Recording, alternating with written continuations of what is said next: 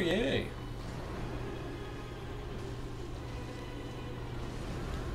No, oh, oh.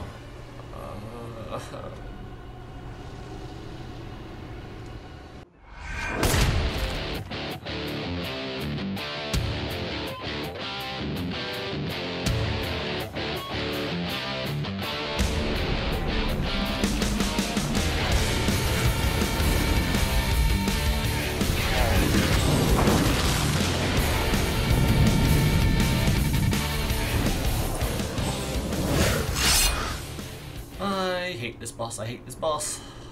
Watchdog of the Old Lords. The first time you fight this guy in the Chalice dungeons, you're like, wow, this is a joke. Probably you kill him on your first try. He doesn't have a lot of hit points. You're doing way too much damage. You know, you're probably over-leveled by the time you fight this guy for the first time. And then when he finally shows up here in the defiled Chalice dungeons, you think, oh, well, you know, my health has been halved. Thank God they give me an easy boss to deal with here. Huh. Yeah, not so much, as I'm sure you know if you're bothering to look at this guide. Not so easy with half health.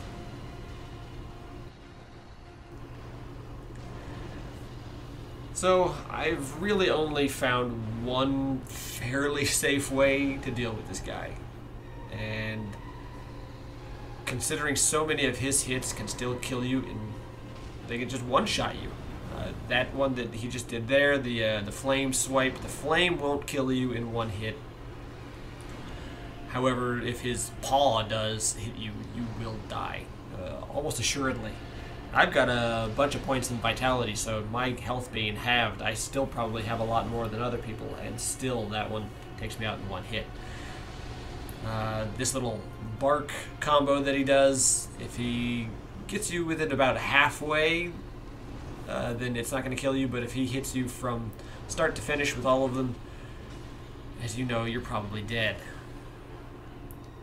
When he does his little puke combo here, I really suggest just going in, doing a charged R2 one time, and then bolt.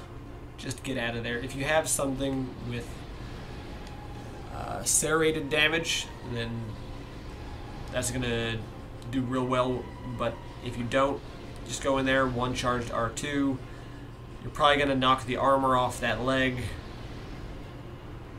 He's probably going to be knocked down. You might be able to get one more hit in, but I just don't think it's worth it. It's too dangerous. You know, when he stands up, he can go directly into a bark. He can, you know, go into his belly flop. There's way too many things he can do.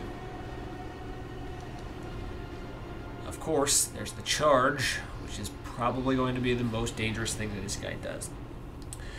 However, sticking with his strategy of baiting all of his head attacks, he will not charge very often.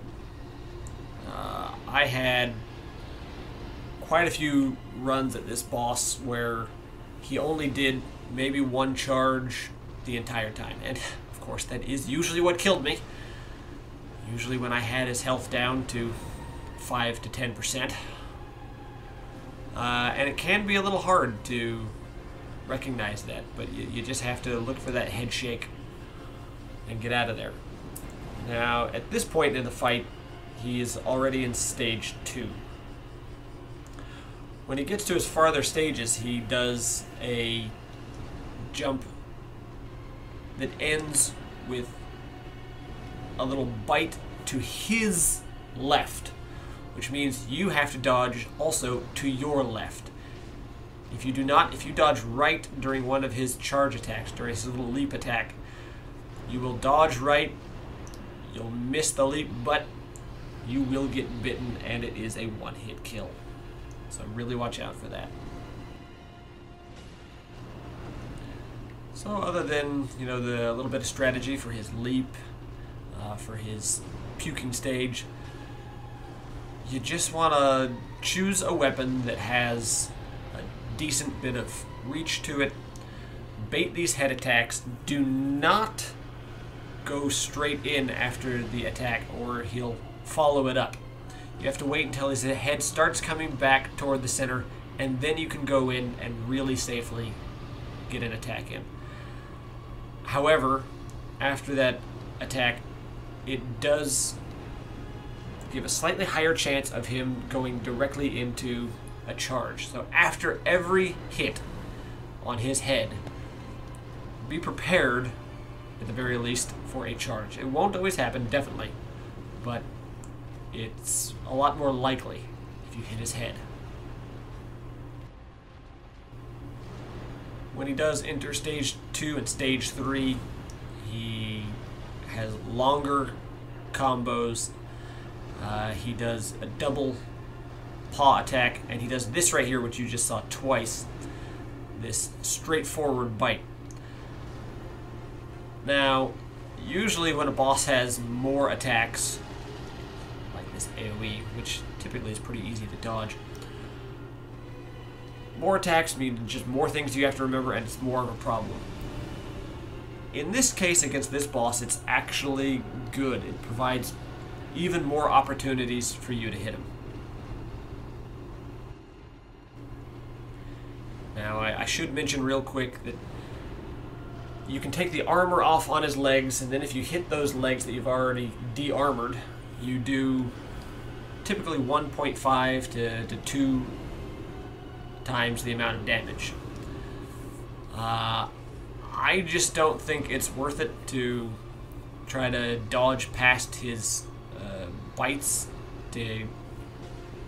Your iframes have to be really perfect to get past his head, to get to the legs, to get that little bit of extra damage. I don't think it's worth it. You can knock the armor off on his head. You can even stun him. He'll go down to the ground, and you can get some really powerful attacks in on his head. I would suggest, again, only doing maybe one charged R2, or maybe even less than that. It's a good opportunity for damage. However, he can come straight out of that so quick into his bark attack. And if you're that close, if you're in range of his bark attack and he starts with it and he hits you with the first part of that, usually, no matter how high your rally is, you're not going to be able to get out of that, and it's going to kill you. So I think that's one of the tough and real evil things about this fight. You've knocked the armor off on his head, he goes down, you think, this is my chance, this is where I'm going to do the damage, because this guy takes a lot of damage. Any opportunity, it looks fantastic, it's so appealing. However, he can really take advantage of your greed in those situations. So be careful. Take this slow. That's one of the #1 things to do with this fight. As you can see, this one took me about 8 minutes. But we did get it. Let's go ahead and finish this up.